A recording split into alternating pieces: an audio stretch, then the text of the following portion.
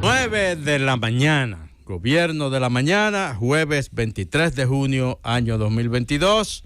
Llega el comentario de nuestro coordinador, José Luis Mendoza y Cervantes. Muchas gracias, Rosendo. Nuestro saludo cordial a ti, a todos nuestros compañeros en cabina. Nuestro abrazo a don Álvaro Arbelo, hijo, como siempre. Desde aquí a esta estación, la Z101, que nos permite hacer uso privilegiado de estos micrófonos para llegar a todo el país esta plataforma. No puedo empezar mi comentario sin antes recordar un motivo muy feliz. Hoy 23 de junio quiero desear un feliz día de cumpleaños a mi querida hermana Sandra Michel, que es a la que yo le sigo, ¿verdad? Y bueno, que pase hoy un buen día, como siempre, aunque yo soy más de celebrar, ¿verdad, Rosendo? Una semana aniversaria que un día nada más. Mi abrazo a ella. Felicidades para Sandra. Ha sido mi hermana. Parte del equipo de nosotros. Mi amiga y mi compañera, además de ser alguien que admiro mucho por su talento, su enorme vocación artística. Si es Mendoza, es Mendoza. Miren, señores, hoy dos temas quería tocar, dos temas. Perdóname, sí, pero también adelante. tenemos que felicitar a la niña más pequeña de Conde. Está cumpliendo sus 16 añitos hoy. 16. ¿Cómo se llama? Estaba calladito. Ileana Angélica Conde Vázquez. Ay, felicidades, sobrina. Muchas bendiciones para ti, mi niña. Qué bien. Gracias. Y que Dios te bendiga. por siempre. 16 a Un 16 abrazo para junio. ella. Así Qué es. bien. Inteligentísima la hija de Ahí Cuide está. sus Gracias, pasos. gracias. Nuestra felicitación entonces, iniciando con estas noticias felices. Bien, el día de ayer, y voy a empezar por la parte política para luego seguir por el otro tema que quería tocar. El día de ayer tuvo una participación en el Congreso de la República, tuvo una locución el senador Antonio Marte. Y resulta que Antonio Marte se convirtió tras esa declaración, fue trending topic. Atención, senador Marte, usted fue el político más mencionado de las redes sociales el día de ayer, desde la tarde hasta la noche. Su nombre fue la palabra más repetida relacionada al mundo de la política en el territorio dominicano, según el flujo de tendencias que mide la red social Twitter. Hay gente que paga lo que no tiene y a veces lo que no debe para tratar de ser trending topic, a veces de manera artificial. Usted lo fue ayer de manera orgánica. ¿Por qué? Bueno, usted lo sabe muy bien. Antonio Marte ayer dijo algo, yo no sé si él lo cree, pero voy a darle el margen de beneficio de la duda. Yo creo que Marte suele ser un político para lo bueno y para lo malo, que tiene esa característica que yo le llamo honestidad brutal. Dice a veces cosas que no nos gustan porque las cree. Y posiblemente, ayer que dijo algo que a mí personalmente lo creo y lo defiendo, y he sido aquí un defensor de la idea de control del gasto público y de un Estado que se eficientice, sobre todo porque el Estado, y es bueno recordarlo, parecería que a veces se quieren violar las leyes de la economía y de la lógica de los recursos. ¿De dónde salen los recursos con los cuales el Estado se maneja? Es la riqueza que fiscaliza, de la que genera el resto de la población, o de la que genera la población en general a través de lo que vende, compra, ahorra, intercambia.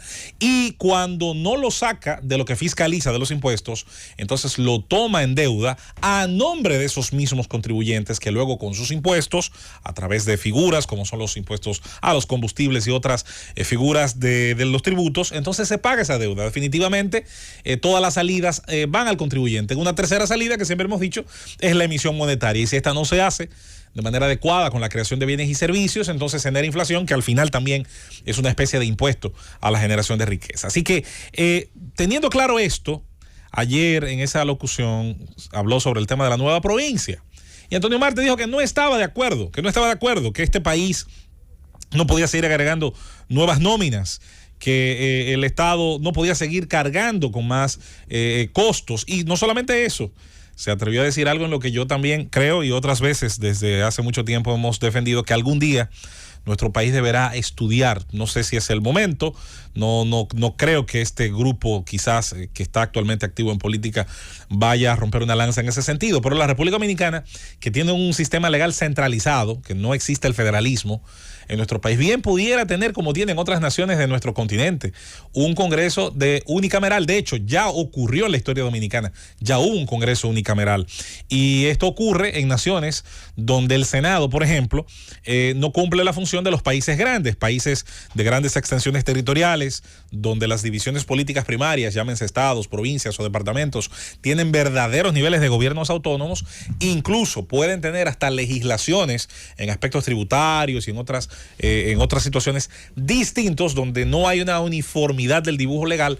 Entonces el federalismo suele ver en el Congreso una excelente herramienta. Hay congresos, si se fijan, bicamerales, con senados que tienen una importancia vital en países de grandes extensiones territoriales, de grandes niveles de población y donde ciertamente pues el modelo funciona bastante bien. Ayer hablaba, yo insisto, con un nivel de racionalidad que no tuve que leerlo 2 veces para saber que era el autor de esas palabras, nuestro estimado Antonio Marte, a quien quiero felicitar. Yo no sé si esto va a producir ningún cambio, también lo digo, soy un escéptico por naturaleza. No me monto en ninguna ola. Creo que al final nadie más. Por mi experiencia y mi vejez, te puedo vaticinar algo. Bueno, si no es lo que acabo de decir, diga. No va a pasar nada. Justo lo que acabo de decir. Tengo, por mi escepticismo natural, yo no creo que esto vaya a producir ningún cambio, pero sí quería por lo menos constatar. Pero se oyó bien lo que dijo Antonio Marte. Sí, y por eso lo quiero destacar, porque si hubiera dicho algo que se oyera mal, muy posiblemente también se estaría destacando. Entonces quiero ser justo con el señor Marte, cuando otras veces ha dicho cosas horrorosas o que nos parecen, qué sé yo, muy difíciles de digerir. Yo pienso que sí hay que ser justos. Hoy habló por una gran parte de los dominicanos que creen que hay que detener esta idolatría que comparten los partidos mayoritarios y donde cada cierto tiempo, por esta, insisto, solidaridad malentendida entre congresistas, pues terminan dándole espacio y cabida a este tipo de ejecuciones como las que el señor Tonti Rutinel propone. Y cuando a Tonti Rutinel en un medio de comunicación se le pregunta sobre cuáles son las razones que le impulsan a proponer este tipo de cosas, bueno, la respuesta no puede ser más vaga, la respuesta no puede ser más narcisista, la respuesta no puede estar más huérfana de razonamientos, la respuesta no pudo estar menos acompañada de verdaderos posibilidades de beneficio para la ciudadanía. En ese sentido, simplemente quería iniciar con eso. Ahora, el segundo tema, que me parece sí es positivo por donde se le tome, es el anuncio que se hace en medios dominicanos y que, atención, es una experiencia que ya otros países del Caribe tuvieron y que han padecido lo mismo que nosotros. El clima, nuestra ubicación geográfica y las mareas, las corrientes marinas, atraen hace muchos años, y sobre todo con el cambio de temperatura que han tenido los mares en estas décadas, han traído a las playas dominicanas el sargazo. El sargazo es un alga que tiene unas características muy específicas. Como toda especie natural, genera unos mecanismos. Todo lo que existe, recuerde que procura seguir existiendo, es decir, trata de validar, de asegurar su supervivencia. El sargazo flota porque tiene unas especies de esporas que tienen gas, eso le permite flotar en el océano, y al flotar, estar cerca de la luz solar, entonces hacer el proceso de fotosíntesis.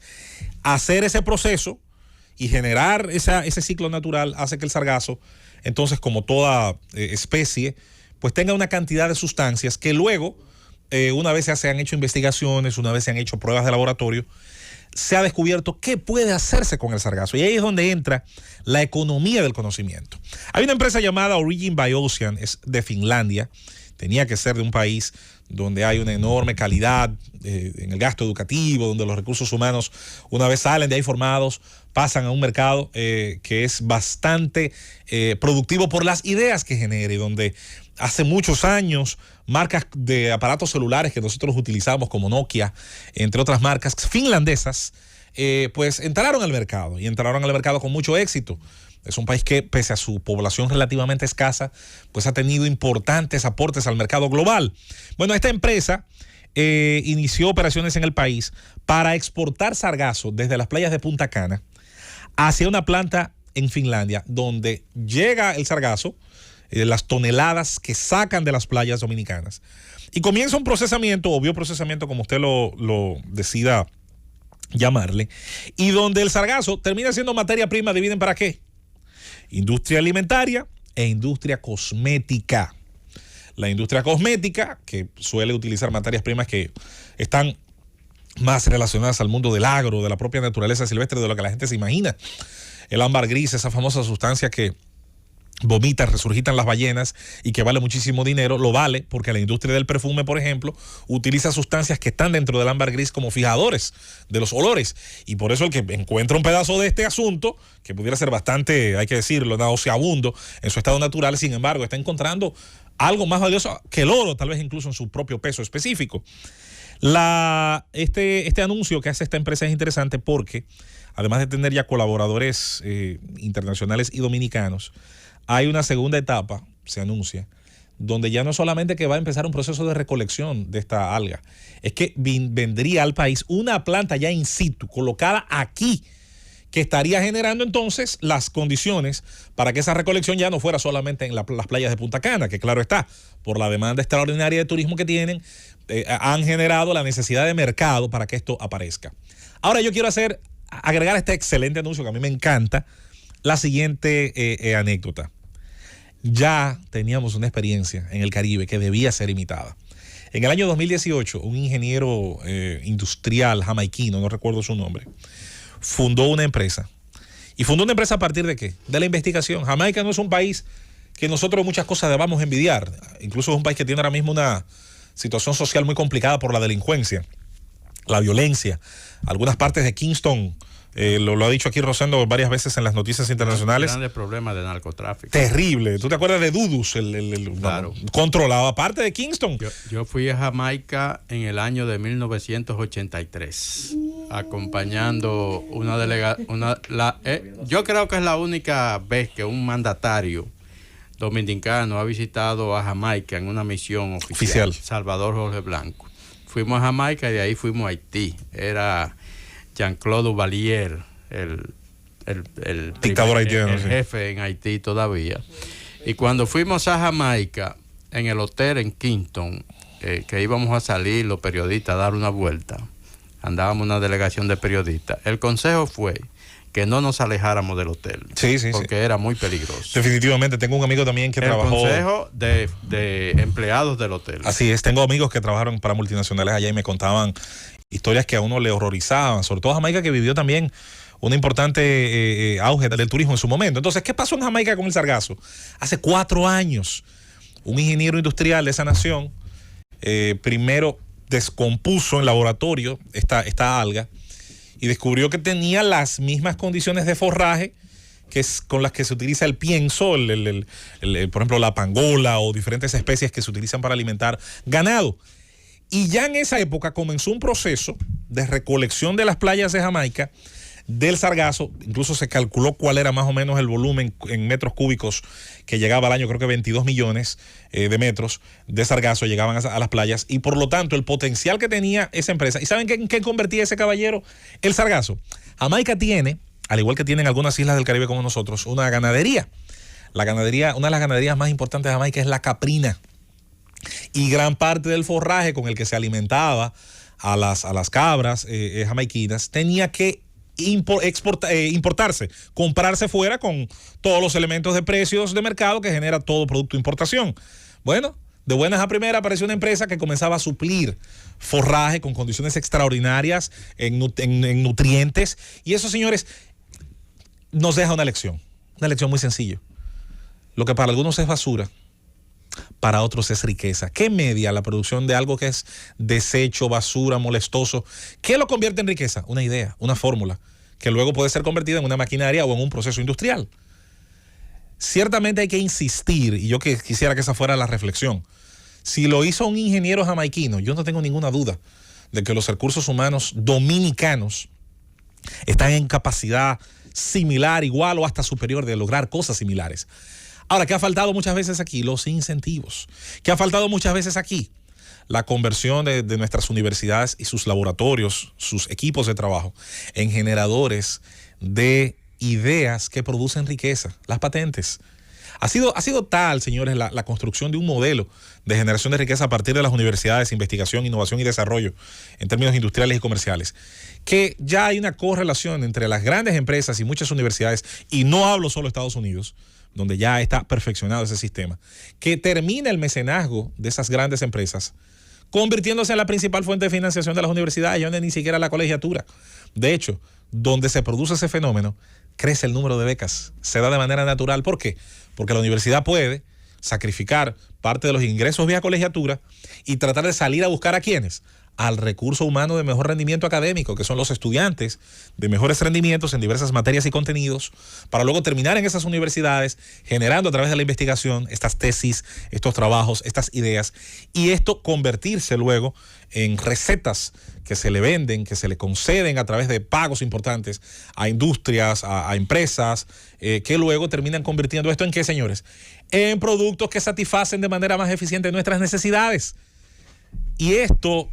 quise ponerle el ejemplo de Jamaica porque no estamos hablando, lo quise traer de Finlandia porque mucha gente a veces cree que los ejemplos del primer mundo son odiosos, entienden que estos seres humanos de esas naciones están fuera de nuestro alcance, parecería como que llegaron ahí desde siempre, y no es así, vivieron procesos también de desarrollo, y fueron en algún momento naciones que generaron emigración y luego lograron generar niveles de prosperidad para que sus recursos humanos se quedaran haciendo riqueza en esas naciones. Así que el sargazo, esta alga que antes pues solamente nos daba molestias, es un perfecto ejemplo de que la economía del conocimiento puede convertir esos molestosos efectos de un ciclo natural en una enorme oportunidad también para generar riqueza aquí y donde sea. Llévatelo, Cundo.